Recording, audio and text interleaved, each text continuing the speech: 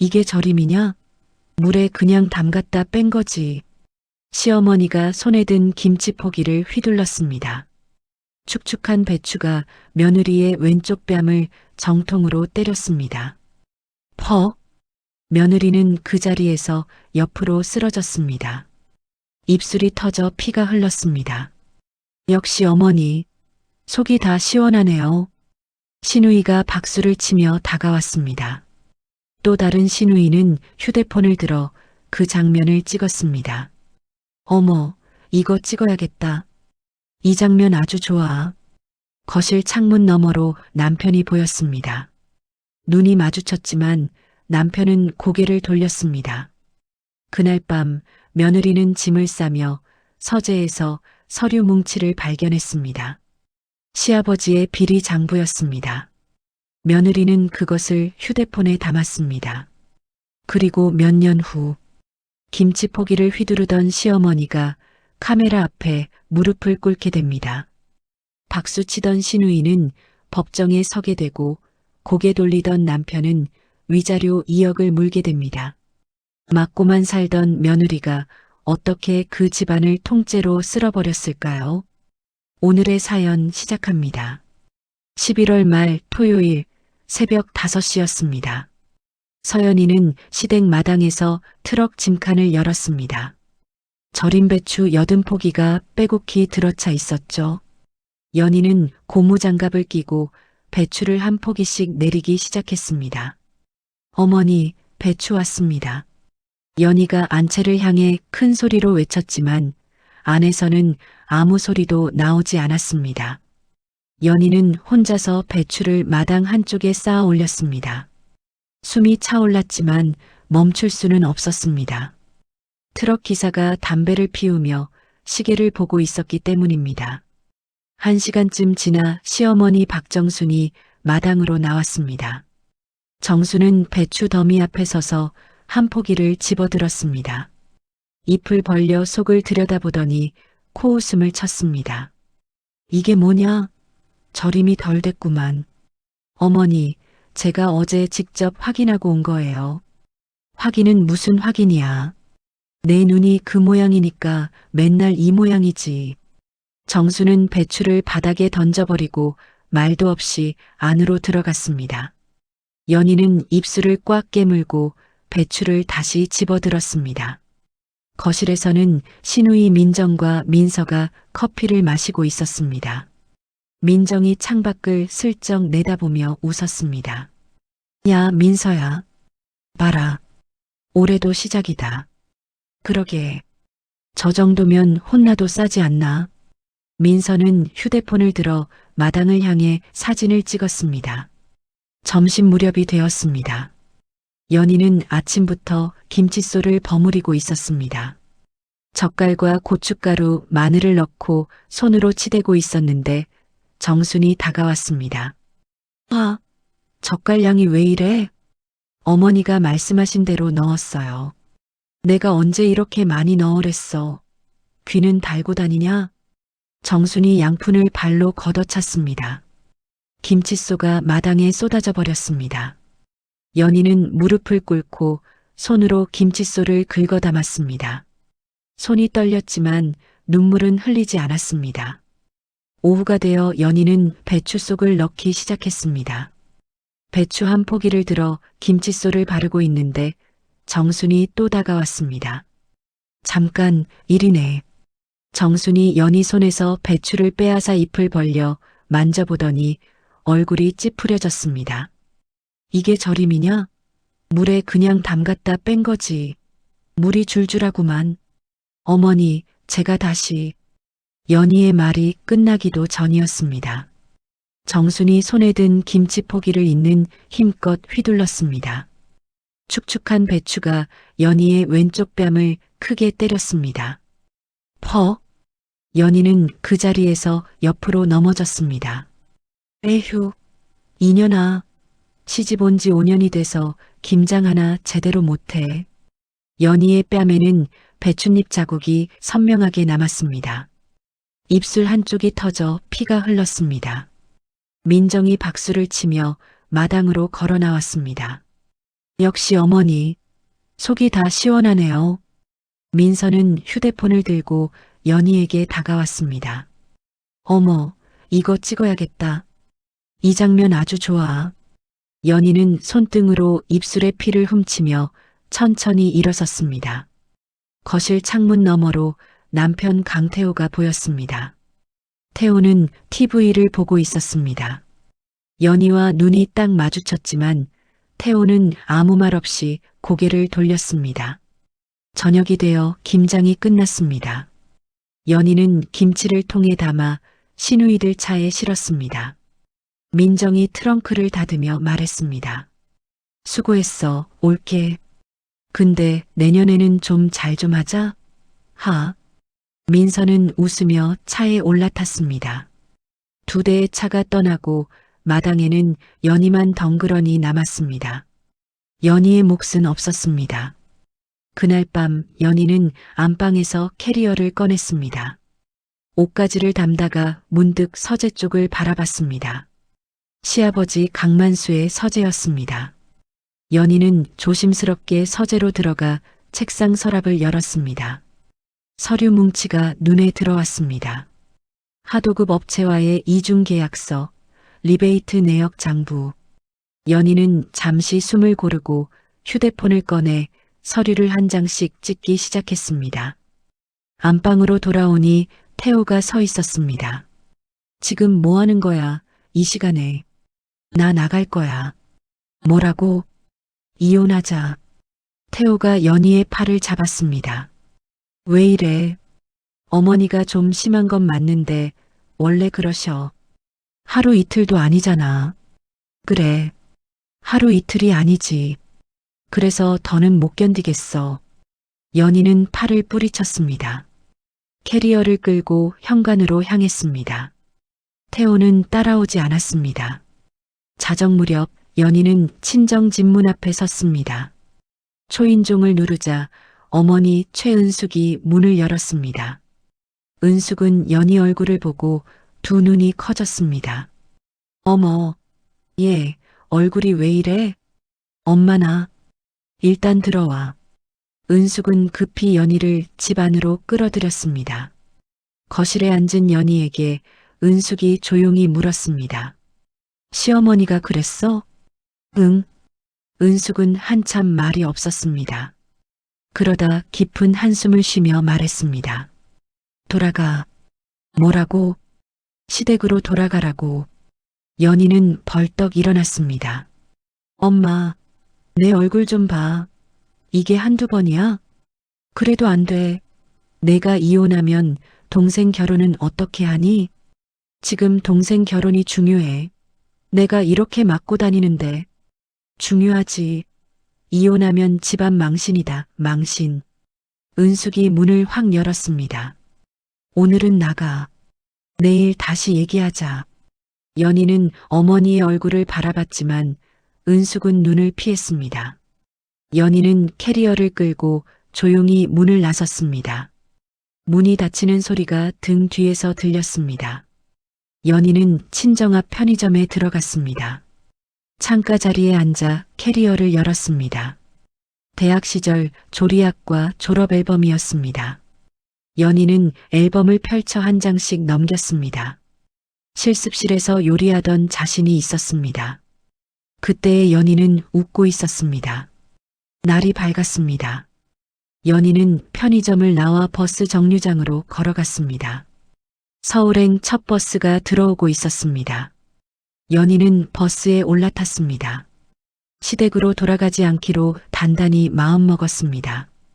서울역 근처 고시원이었습니다. 연희는 좁은 방에 캐리어를 내려놓았습니다. 창문도 없는 3평짜리 방이었습니다. 보증금 50만 원에 월세 35만 원. 연희가 가진 돈으로 버틸 수 있는 곳은 여기뿐이었습니다. 연희는 캐리어를 열고 옷을 꺼내 접었습니다. 작은 방 안에 옷 냄새와 묵은 먼지 냄새가 함께 떠돌았습니다. 아? 연희는 깊게 한숨을 쉬었지만 울지 않았습니다. 이틀 후 연희는 강남의 한 식당 앞에 섰습니다. 문에 붙은 구인 공고를 보고 찾아온 것이었습니다. 주방 보조 월 180만 원. 연희는 문을 열고 들어갔습니다. 저 구인 공고 보고 왔는데요. 주방에서 50대 여자가 걸어 나왔습니다. 앞치마에는 오래된 고춧가루 자국이 여기저기 묻어 있었습니다. 경력 있어요? 조리학과 나왔고요. 자격증 있습니다. 여자의 눈이 동그랗게 커졌습니다. 자격증? 그런데 왜 보조 자리를 오셨어요? 일단 다시 시작하고 싶어서요. 여자는 연희를 위아래로 훑었습니다. 눈빛이 까다로웠지만 말투는 거칠지 않았습니다. 내일부터 나와요. 아침 7시까지. 네, 감사합니다. 연희는 고개를 깊이 숙였습니다. 식당 문을 나오는 순간 참았던 숨이 툭 떨어져 나왔습니다. 그날 밤 시댁에서는 난리가 났습니다. 정순이 친정으로 전화를 걸었습니다. 여보세요, 사돈. 우리 며느리 거기 있어요? 은숙의 당황한 목소리가 들렸습니다. 아니요, 어젯밤에 보내긴 했는데. 보내긴 뭘 보내요? 집에 안 들어왔다니까요. 정순의 목소리는 점점 커졌습니다. 도대체 며느리를 어떻게 키웠길래 이 모양이에요? 시어머니 두고 도망을 쳐? 은숙은 말없이 전화를 끊었습니다. 두 손으로 이마를 짚었습니다.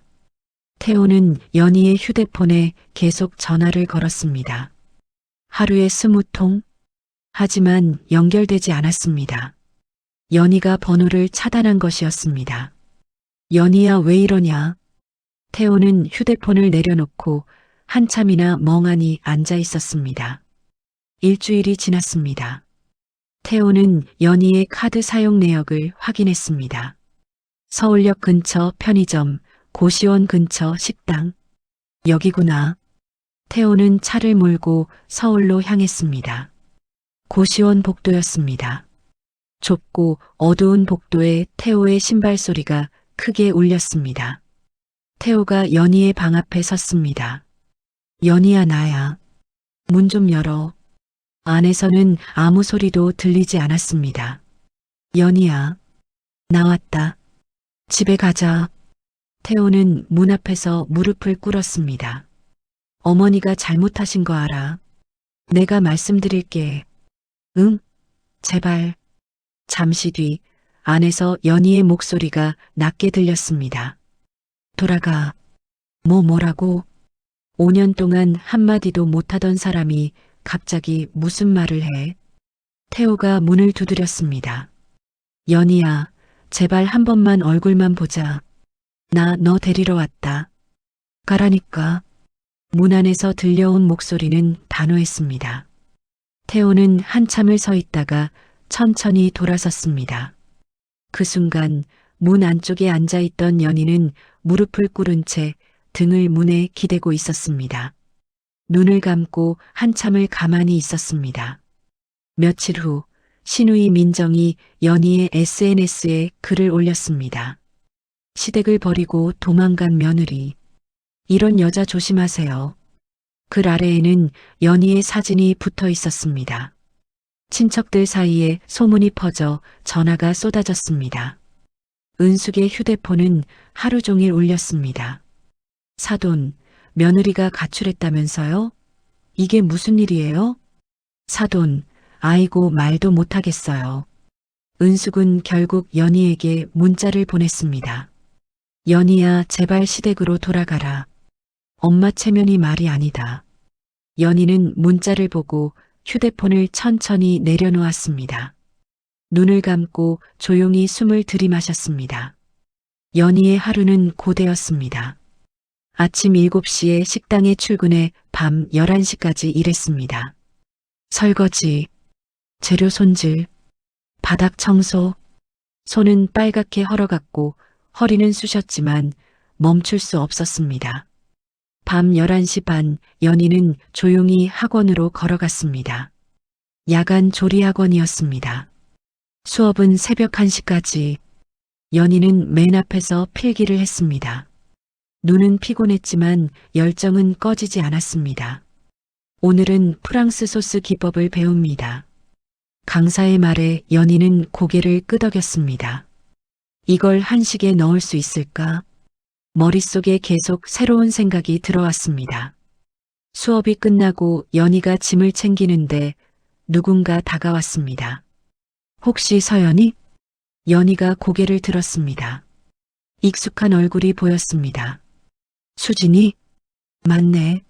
와, 진짜 오랜만이다. 한수진이 환하게 웃으며 연희의 두 손을 잡았습니다. 너 여기서 뭐해? 나 지금 방송국 PD야.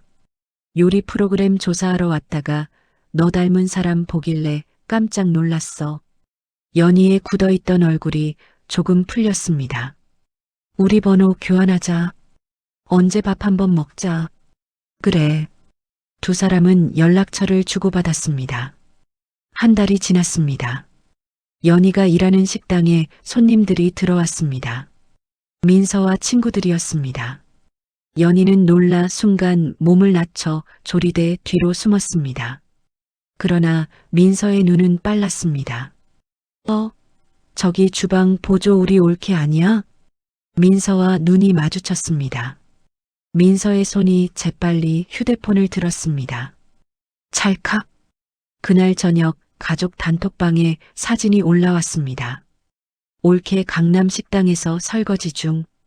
정수는 사진을 보고 자리에서 벌떡 일어났습니다. 뭐, 인연이 여기서 이러고 있다고. 다음 날 점심시간. 식당 문이 벌컥 열렸습니다. 정순이 헐레벌떡 들어왔습니다. 서연이. 연희가 깜짝 놀라 뒤돌아보았습니다. 정순이 연희의 손목을 거칠게 잡았습니다. 이게 뭐 하는 짓이야? 남편은 놔두고 여기 와서 설거지를 해. 어머니, 여기 제 직장이에요. 직장? 며느리가 설거지하는 게 직장이야? 창피한 줄 알아야지. 손님들의 시선이 한꺼번에 쏠렸습니다. 순간 식당 사장이 황급히 나왔습니다. 손님, 죄송한데 여기서 이러시면. 인연이 내 며느리라니까요. 그래도 영업 중에는. 그때 연희가 조용하지만 단단한 목소리로 말했습니다. 어머니, 가세요. 저 일해야 합니다. 정수는 얼굴이 벌개지며 소리쳤습니다. 서연이, 내가 감히. 사장이 두 손을 내저으며 정순을 밖으로 보냈습니다. 정수는 발을 구르며 나갔습니다. 그날 저녁 사장이 연희를 불렀습니다. 서 선생 사정은 알겠는데 영업이 이렇게 방해되면 곤란해요. 죄송합니다. 2주 후에 다른 지점으로 보내드릴게요. 거기서 다시 시작합시다. 네. 연희는 고개를 깊게 숙였습니다. 그러나 눈빛은 흔들리지 않았습니다. 새 지점 출근 첫날이었습니다. 연희가 주방에서 재료를 손질하는데 휴대폰이 울렸습니다. 수진이었습니다. 연희야, 나 수진이. 오늘 점심 같이 먹을 수 있어? 점심? 잠깐인데. 괜찮아. 근처로 갈게. 점심시간에 두 사람은 식당 근처 카페에서 만났습니다. 수진이 커피를 내려놓으며 말했습니다. 나 지금 새 프로그램 준비 중이야. 천하제일 요리대회라고. 요리대회? 응. 아마추어 요리사들 경연 프로그램이야. 참가자 섭외하는 중인데. 수진이 연희를 바라봤습니다. 너 대학 때 학과 대회에서 우승했잖아. 실력 있는 거 알아. 연희가 손을 저었습니다. 안 돼. 나 지금 상황이. 왜? 무슨 일 있어? 연희는 잠시 망설이다가 입을 열었습니다. 시댁이랑 문제가 있어서. 얼굴 알려지면 곤란해. 수지는 고개를 끄덕였습니다. 그래, 알았어. 근데 생각 바뀌면 연락해. 수진이 명함을 테이블에 올려놓았습니다. 연희는 명함을 바라보다가 주머니에 넣었습니다. 그날 밤 연희는 고시원에서 휴대폰을 꺼냈습니다. 김장날 촬영해둔 서류 사진이었습니다.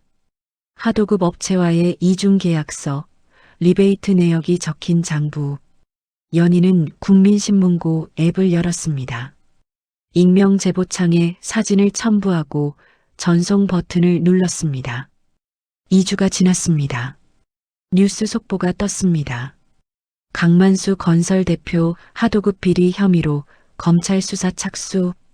연희는 식당 휴게실에서 TV를 보고 있었습니다. 만수의 얼굴이 화면에 나왔습니다. 연희는 표정 없이 채널을 돌렸습니다. 시댁은 발칵 뒤집혔습니다.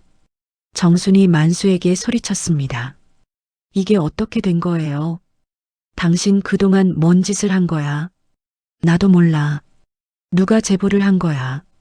만수가 주먹으로 테이블을 쳤습니다. 도대체 누구야? 기자들이 집 앞에 몰렸습니다. 가족들은 집 안에 숨어 지냈습니다. 정순이 연희에게 전화를 걸었습니다. 야, 서연이. 지금 뉴스 봤지? 네. 당장 들어와. 집안이 이 꼴인데 며느리가 어딜 싸돌아다녀. 어머니, 저는 너 지금 아버지 구속되기 전에 안 들어오면 두고 봐. 연희는 전화를 끊었습니다. 그리고 수진의 명함을 꺼냈습니다. 수진아, 나야. 그 대회 나갈게. 예선 신청서를 작성하는 날이었습니다. 연희는 이름칸에서 펜을 멈췄습니다. 서연이 대신 최연이라고 적었습니다. 어머니 성을 따른 것이었습니다. 예선 촬영 당일이 왔습니다. 연희는 앞치마를 두르고 조리대 앞에 섰습니다. 주제는 김치를 활용한 창작 요리였습니다. 연희는 김치 리소토를 만들기로 했습니다. 쌀을 볶고 육수를 넣었습니다. 잘 익은 김치를 잘게 썰어 넣고 버터와 치즈를 더했습니다. 마지막으로 김치 발효액을 몇 방울 떨어뜨렸습니다. 접시에 담고 참기름을 둘렀습니다. 심사위원 3명이 한 숟가락씩 떴습니다. 잠시 침묵이 흘렀습니다.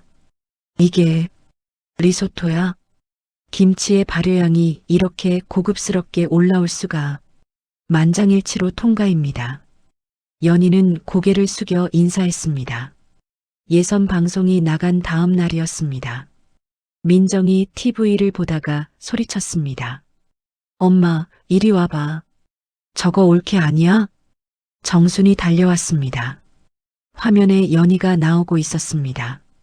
이름은 최연희로 표시되어 있었습니다. 2년이 여기서 이러고 있었어? 정순이 휴대폰을 집어들었습니다. 방송국이 어디야? 전화번호 찾아봐. 정순이 방송국에 항해 전화를 걸었습니다. 저기요, 그 요리대회 참가자 중에 최연이라는 사람 있죠? 그 사람 내 며느리예요. 신분 사칭이에요. 방송국 측에서 연희에게 연락이 왔습니다. 연희는 주민등록 등본과 고시원 계약서를 제출했습니다. 거주지가 분리되어 있음을 증명한 것이었습니다. 법률 검토 결과 문제가 없었습니다. 연희는 본선에 진출했습니다. 하지만 정순의 항의가 기사화되었습니다. 시어머니에게 맞고 도망친 며느리, 요리대회 출전.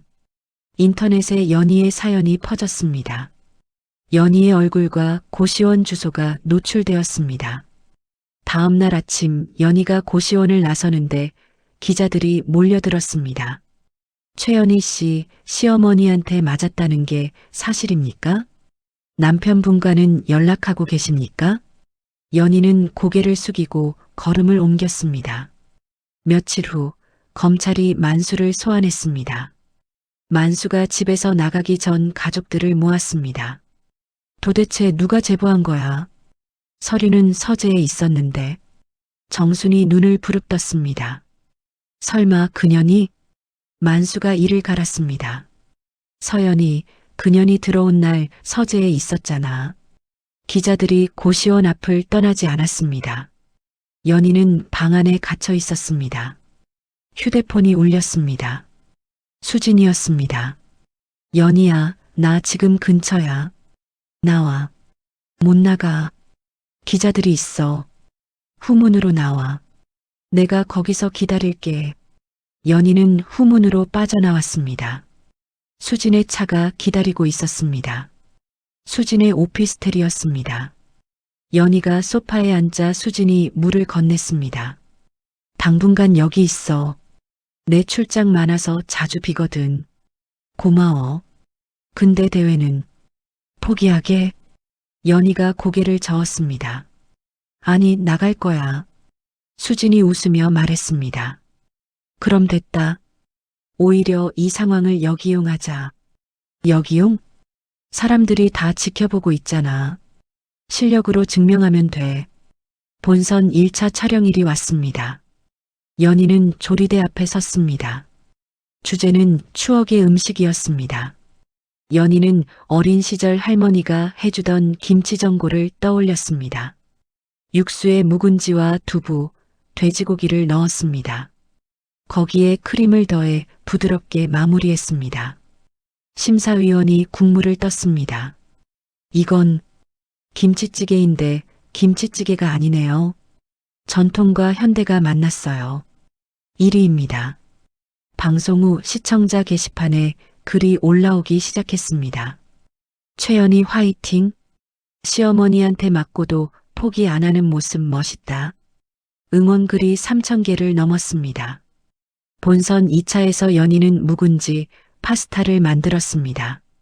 잘 익은 묵은지를 올리브유에 볶고 파스타 면과 버무렸습니다.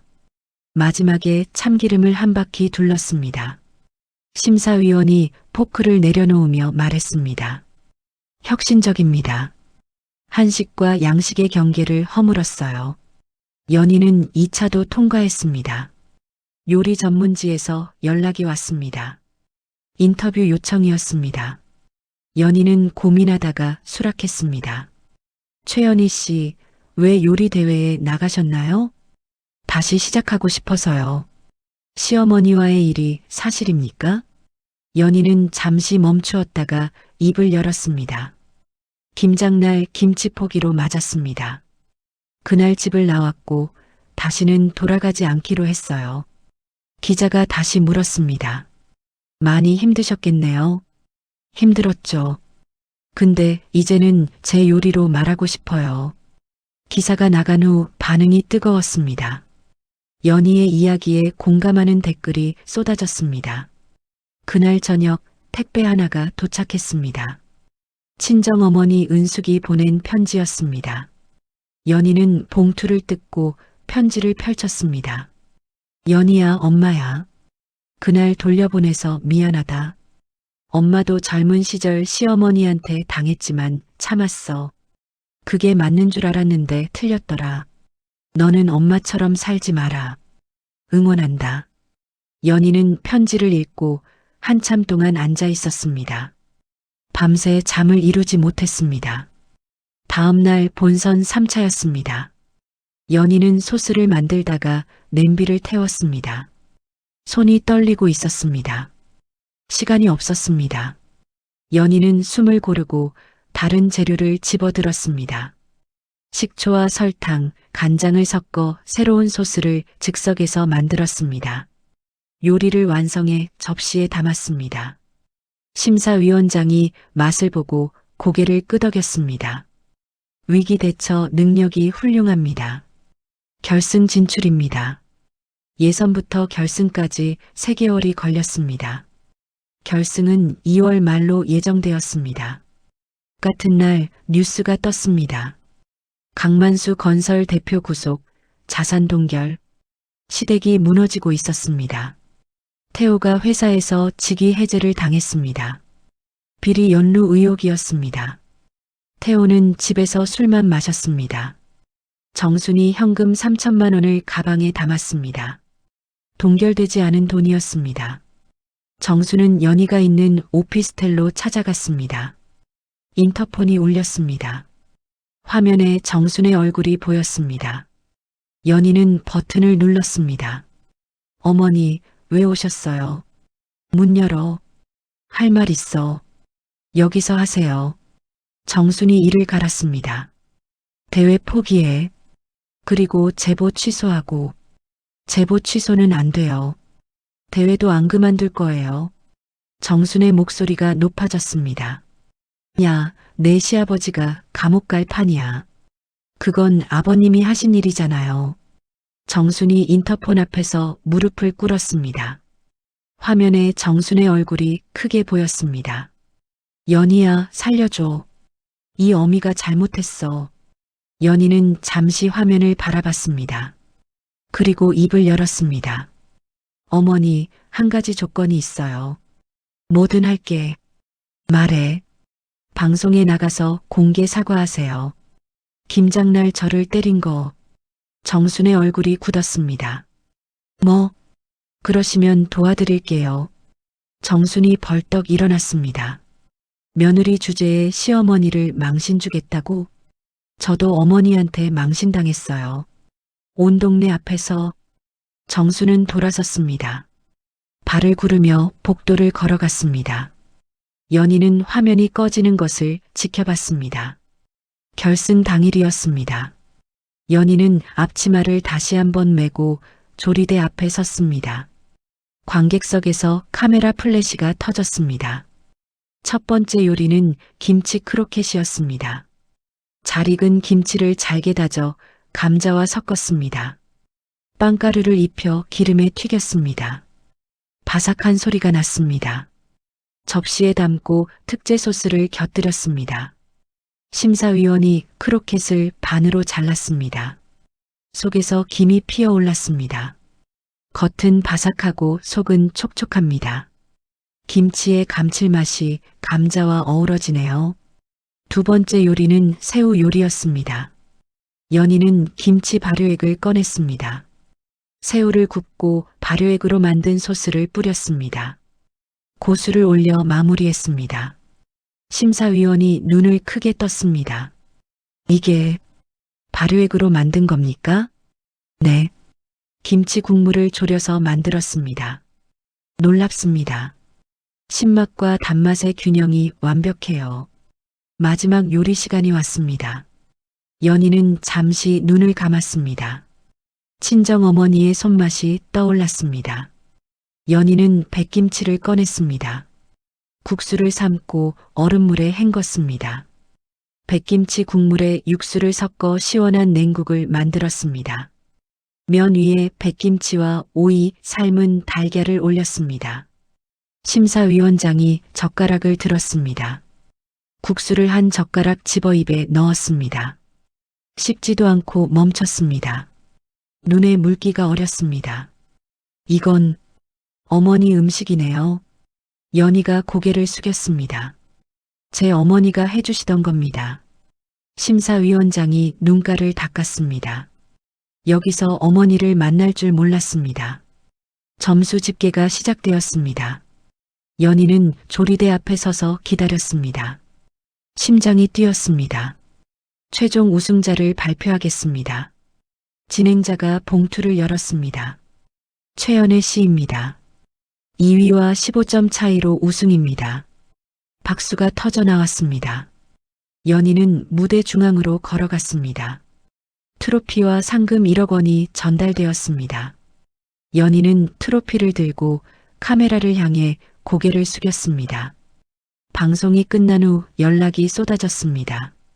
대기업 식품회사 3곳에서 협업 제안이 왔습니다. 연희는 모두 거절했습니다. 제 이름으로 된 식당을 열고 싶습니다.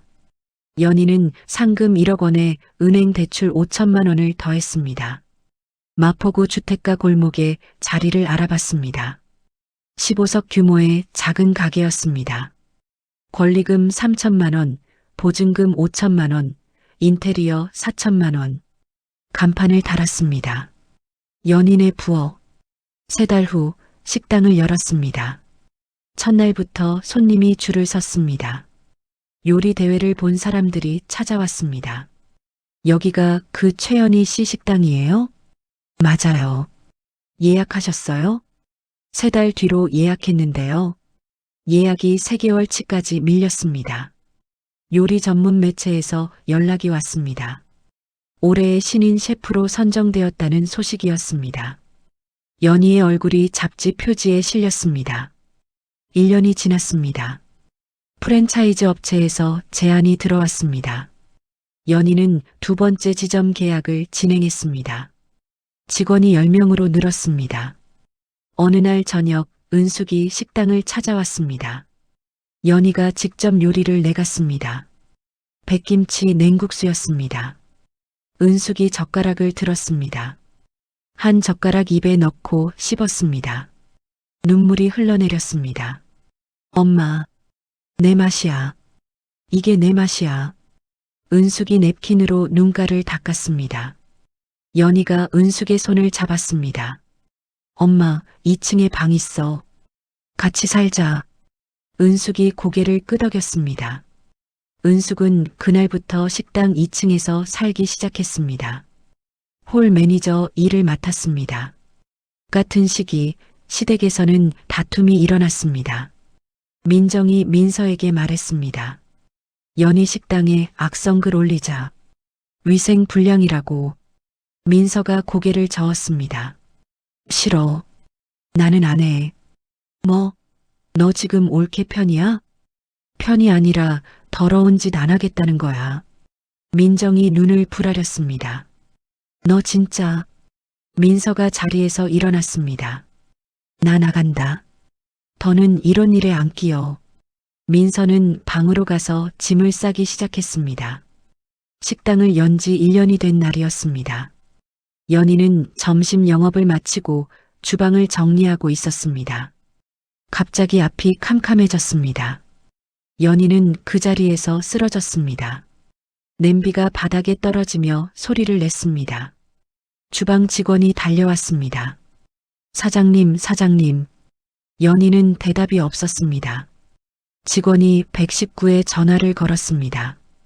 병원 응급실이었습니다. 의사가 은숙에게 말했습니다. 급성 심근염입니다. 과로가 원인입니다. 심근염이요? 심장 근육에 염증이 생긴 겁니다. 최소 3개월은 절대 안정이 필요합니다. 은숙이 의사의 손을 잡았습니다. 선생님, 일은요? 일은 언제 할 수 있어요? 당분간은 어렵습니다. 무리하시면 안 됩니다. 연희는 병실 침대에 누워 천장을 바라봤습니다. 3개월. 식당은 어떻게 하지? 연희가 입원한 사이 식당에 문제가 생겼습니다. 주방장 대리가 납품업체와 손을 잡았습니다. 식재료 단가를 부풀려 차액을 나눠 가진 것이었습니다. 2주 만에 식재료비가 40%나 올랐습니다. 음식 맛이 달라졌습니다. 예약 취소가 늘어났습니다. 은숙이 병실로 뛰어왔습니다. 연희야, 식당에 문제가 생겼어. 연희가 침대에서 일어나려고 했습니다. 간호사가 달려와 말렸습니다. 환자분, 안 됩니다. 누워 계세요. 잠깐만요. 식당에. 안 됩니다. 연희는 다시 침대에 누워야 했습니다. 그날 저녁 온라인에 글이 올라왔습니다. 연인의 부엌 위생 상태 심각. 글에는 주방 사진이 첨부되어 있었습니다. 바퀴벌레가 기어다니는 사진이었습니다. 조작된 사진이었습니다. 글이 퍼지기 시작했습니다. 뉴스에도 나왔습니다. 하루 만에 예약 200건이 취소되었습니다. 은숙이 경찰에 신고했습니다. IP 추적 결과가 나왔습니다. 민정의 집이었습니다. 거래처 은행에서 연락이 왔습니다. 서연희 사장님, 대출 상환 문제로 연락드렸습니다. 지금 제가 입원 중이라 상환이 밀리면 조치를 취해야 합니다. 두 번째 지점 계약도 취소 위기에 놓였습니다. 입원 3일째였습니다. 병실 문이 열리고 정순이 들어왔습니다. 연희가 고개를 돌렸습니다. 정순이 침대 옆에 섰습니다. 그래, 잘난 척하더니 이 꼴이 됐네. 연희는 대답하지 않았습니다. 만수가 왜 잡혀갔는지 알아? 내가 제보했잖아. 그 서류 내가 가져간 거 다 알아. 내년 때문에 우리 집안이 망했어. 연희가 창밖을 바라봤습니다. 정수는 더 말하지 않고 병실을 나갔습니다. 그날 저녁 태호가 왔습니다. 손에 서류 봉투를 들고 있었습니다. 연희가 봉투를 바라봤습니다. 그게 뭐야? 이혼 서류야. 태호가 서류를 꺼내 침대 위에 올려놓았습니다. 나 다른 사람 만났어. 새로 시작하고 싶어. 연희가 서류를 집어들었습니다. 위자료 없이 합의 이혼으로 되어 있었습니다. 변호사랑 상담할게. 뭐? 사인은 못해. 태호의 얼굴이 굳었습니다. 야, 지금 내가 무슨 처지인데. 처지? 내 처지 걱정은 내가 할게. 태호는 서류를 두고 병실을 나갔습니다. 연희는 은숙에게 전화를 걸었습니다. 엄마, 식당 단골 중에 변호사 있지 않아? 응, 박 변호사. 매주 목요일에 와. 연락처 좀 줘. 연희는 번호를 받아 적었습니다. 같은 시각 병원 복도였습니다. 은숙이 엘리베이터 앞에 섰습니다. 문이 열리고 태호가 나왔습니다. 두 사람의 눈이 마주쳤습니다. 은숙이 다가갔습니다. 그리고 태호의 뺨을 때렸습니다. 이 나쁜 놈아. 태호가 비틀거렸습니다. 경비원이 달려와 은숙을 말렸습니다. 어머님, 안 됩니다. 태호는 뺨을 쓸며 엘리베이터에 올라탔습니다. 문이 닫혔습니다. 그날 밤 연희는 병실 창문 너머로 서울 야경을 바라봤습니다. 불빛들이 반짝이고 있었습니다. 연희는 휴대폰을 꺼내 메모장을 열었습니다. 퇴원하면 해야 할 일을 적기 시작했습니다. 퇴원 다음 날이었습니다. 연희는 식당으로 직행했습니다. 주방장 대리가 조리대 앞에 서 있었습니다. 사장님, 몸은 괜찮으세요? 연희가 앞으로 다가갔습니다. 짐 싸. 오늘부로 그만둬. 네. 납품업체랑 짜고 단가 올린 거 다 알아. 주방장 대리의 얼굴이 하얗게 변했습니다. 그게 오해입니다. 장부 다 확인했어. 나가. 주방장 대리는 앞치마를 벗고 나갔습니다. 연희는 납품업체도 바로 교체했습니다. 그날 오후 박 변호사가 식당으로 왔습니다. 식당 단골이었습니다. 연희가 상황을 설명했습니다. 민정 씨를 명예훼손으로 고소하려고 합니다. 증거는 있으세요? IP 추적 결과요. 민정 씨 집으로 나왔어요. 박 변호사가 고개를 끄덕였습니다. 충분합니다. 진행하죠. 며칠 후 민정에게 고소장이 전달되었습니다. 민정이 정순에게 전화를 걸었습니다. 엄마, 올케가 나를 고소했어. 뭐? 그년이 감히? 민정이 합의를 시도했습니다. 변호사를 통해 연락이 왔습니다. 합의금 5천만 원을 제시했습니다. 연희가 고개를 저었습니다. 안 받아요. 끝까지 가겠습니다. 재판이 열렸습니다. 민정은 법정에서 고개를 숙이고 있었습니다. 판사가 판결을 내렸습니다. 피고 강민정에게 벌금 500만 원, 위자료 3천만 원을 선고합니다. 재판이 끝나고 연희는 위자료 3천만 원을 받았습니다. 연희는 그 돈을 가정폭력 피해 여성 쉼터에 기부했습니다. 기부 영수증을 SNS에 올렸습니다. 신우이에게 받은 위자료 전액을 기부합니다. 글이 퍼지기 시작했습니다. 뉴스에도 나왔습니다. 연인의 부엌에 다시 예약 전화가 오기 시작했습니다.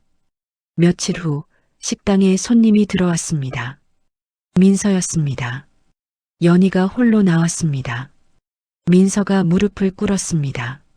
언니, 아니. 올케. 일어나. 민서가 고개를 숙인 채 말했습니다. 그동안 미안했어요. 저도 어머니랑 언니한테 눌려 살았어요. 연희가 민서를 바라봤습니다. 그래서 저 여기서 일하고 싶어요. 뭐든 시켜주세요. 연희는 잠시 생각했습니다. 수습 한 달. 통과하면 정식으로 채용할게. 민서가 고개를 들었습니다. 고마워요. 고맙긴. 일이나 잘해. 민서는 그날부터 홀서빙을 시작했습니다. 태호와의 이혼 재판도 진행되었습니다. 박 변호사가 증거를 제출했습니다. 태호의 부정행위, 혼인 기간 중 방관. 판사가 판결을 내렸습니다. 원고 서연이에게 위자료 2억 원, 재산 분할 40%를 인정합니다. 태호의 얼굴이 일그러졌습니다. 재판이 끝나고 법원 앞이었습니다. 태호가 연희에게 다가왔습니다. 아무 말 없이 고개를 숙이고 돌아섰습니다. 연희는 그 뒷모습을 바라봤습니다. 연희는 위자료 일부로 두 번째 지점을 다시 계약했습니다. 의사와 상담 후 주 4일 근무제를 도입했습니다. 새로 뽑은 주방장에게 운영을 맡겼습니다. 매일 아침 연희는 한강공원을 걸었습니다. 1시간씩 걷고 나면 몸이 가벼워졌습니다. 3개월 후 병원에서 검진을 받았습니다. 의사가 결과지를 보며 말했습니다. 완치입니다. 정상으로 돌아왔어요. 연희가 숨을 내쉬었습니다. 감사합니다. 무리하지 마시고 꾸준히 운동하세요. 연희는 병원을 나와 식당으로 향했습니다. 주방에 들어가 앞치마를 맸습니다. 오랜만에 칼을 잡았습니다. 같은 시기 뉴스가 나왔습니다. 강만수 건설 대표 징역 3년 선고. 만수가 수감되었습니다. 시댁집이 경매에 넘어갔습니다. 정수는 요양원으로 거처를 옮겼습니다. 민정은 남편에게 이혼당했습니다. 민정도 요양원에서 정순과 함께 살게 되었습니다. 2년이 지났습니다. 연인의 부엌은 서울에 3개 지점을 운영하고 있었습니다. 연매출 30억 원이었습니다. 가을 어느 날 연희에게 연락이 왔습니다. 미슐랭 가이드 서울판에서 별 하나를 받았다는 소식이었습니다. 연희는 시상식장에 은숙과 함께 참석했습니다. 연인의 부엌 별 하나를 수상합니다. 박수가 터져 나왔습니다. 연희가 단상에 올라 트로피를 받았습니다. 은숙이 객석에서 눈물을 닦고 있었습니다. 시상식 다음 날이었습니다. 연희의 휴대폰이 울렸습니다. 요양원에서 걸려온 전화였습니다. 정순이었습니다. 연희야. 어머니, 무슨 일이세요? 정순의 목소리가 작았습니다. 생활비가 없어. 연희는 잠시 말이 없었습니다. 그리고 입을 열었습니다. 어머니, 예전에 제가 낸 조건 기억하세요? 그거 하시면 도와드릴게요. 정순이 침묵했습니다. 연희도 기다렸습니다. 알았다. 정순이 전화를 끊었습니다. 일주일 후 지역 방송국에서 인터뷰가 진행되었습니다. 정순이 카메라 앞에 앉았습니다. 진행자가 물었습니다. 어떤 말씀을 하고 싶으신 거죠? 정순이 카메라를 바라봤습니다. 입술이 떨렸습니다. 제가 며느리한테 잘못했습니다. 어떤 잘못인가요? 김장날에 김치 포기로 때렸습니다. 정순의 눈에 물기가 어렸습니다. 연희야, 미안하다. 정순이 카메라를 향해 고개를 숙였습니다. 방송이 나간 후 연희는 요양원에 매달 생활비를 보내기 시작했습니다. 하지만 직접 방문하지는 않았습니다. 기자가 연희에게 물었습니다. 시어머니를 용서하신 건가요? 연희가 고개를 저었습니다. 용서한 건 아니에요. 제가 저 사람들과 다른 사람이라는 걸 보여준 거예요. 민서는 홀 매니저로 승진했습니다. 3호점 운영을 책임지게 되었습니다. 조리학원에서 연락이 왔습니다. 외래교수 자리를 제안한 것이었습니다. 연희는 주 1회 강의를 맡기로 했습니다. 첫 강의 날이었습니다. 연희가 교단에 섰습니다. 수강생 30명이 앉아 있었습니다. 저는 서연이입니다. 오늘은 제 이야기부터 해볼게요. 연희가 천천히 말하기 시작했습니다. 5년 전 김장날 저는 시어머니한테 김치 포기로 뺨을 맞았습니다. 수강생들이 숨을 죽였습니다. 그날 집을 나왔고 여기서 다시 시작했습니다. 강의가 끝나고 한 수강생이 다가왔습니다. 20대 중반의 여자였습니다. 선생님, 저도 비슷한 상황이에요. 연희가 수강생을 바라봤습니다. 어떤 상황인데요? 남편이, 시어머니가, 수강생이 말을 잇지 못했습니다. 연희가 명함을 꺼내 건넸습니다. 여기 연락해보세요. 자립쉼터예요. 도움받을 수 있어요. 수강생이 명함을 받아들었습니다. 연희는 수익 일부로 요리 교육 프로그램을 만들었습니다. 가정폭력 피해 여성을 위한 프로그램이었습니다. 일기 수료생 중 3명이 연희의 식당에 취직했습니다. 가을이 깊어갔습니다. 연희는 새로운 메뉴 개발을 위해 전라도로 향했습니다. 김치 명인을 찾아간 것이었습니다. 80대 할머니였습니다. 아가, 김치가 뭔지 알아? 발효 음식이요. 아니요. 기다림이요. 할머니가 배추를 절이며 말했습니다. 정성 들여 절이고 양념하고 기다려야 제맛이 나. 연희는 할머니 옆에서 배추를 절였습니다. 손에 소금물이 배었습니다. 할머니가 연희를 바라봤습니다. 아가, 웃어. 네. 김치 담글 때는 웃어야 해. 그래야 맛있어. 연희가 웃었습니다. 처음으로 김치를 담그며 웃고 있었습니다. 서울로 돌아온 연희는 식당 지하에 김치 숙성고를 설치했습니다. 직접 김치를 담그기로 한 것이었습니다. 첫 김장날이 왔습니다. 11월 마지막 토요일이었습니다. 식당 마당에 배추 100포기가 쌓여 있었습니다. 직원 10명이 둘러앉았습니다. 은숙도 민서도 있었습니다. 연희가 앞치마를 두르며 말했습니다. 자, 시작하자. 배추를 절이고 김칫솔을 버무리고 속을 채웠습니다. 웃음소리가 끊이지 않았습니다. 누구도 눈치를 보지 않았습니다. 누구도 소리 지르지 않았습니다. 해가 질 무렵 김장이 끝났습니다. 연희가 직원들을 불러 모았습니다. 오늘 고생 많았어. 사진 찍자. 모두가 마당에 모였습니다. 김치통을 들고 웃었습니다. 카메라 셔터가 눌렸습니다. 며칠 후 연희는 그 사진을 액자에 넣었습니다. 식당 입구에 걸었습니다. 사진 속에서 11명이 웃고 있었습니다. 다음 날 아침이었습니다. 연희가 식당 문을 열었습니다. 첫 손님이 들어왔습니다. 어서 오세요. 연희가 웃으며 인사했습니다. 연희는 김장날 김치포기에 맞았습니다. 뺨에는 배춧잎 자국이 남았고 입술에서는 피가 흘렀습니다. 그날 밤 연희는 집을 나왔습니다. 친정어머니마저 문을 닫았습니다. 아무도 연희의 편이 아니었습니다. 하지만 연희는 주저앉지 않았습니다.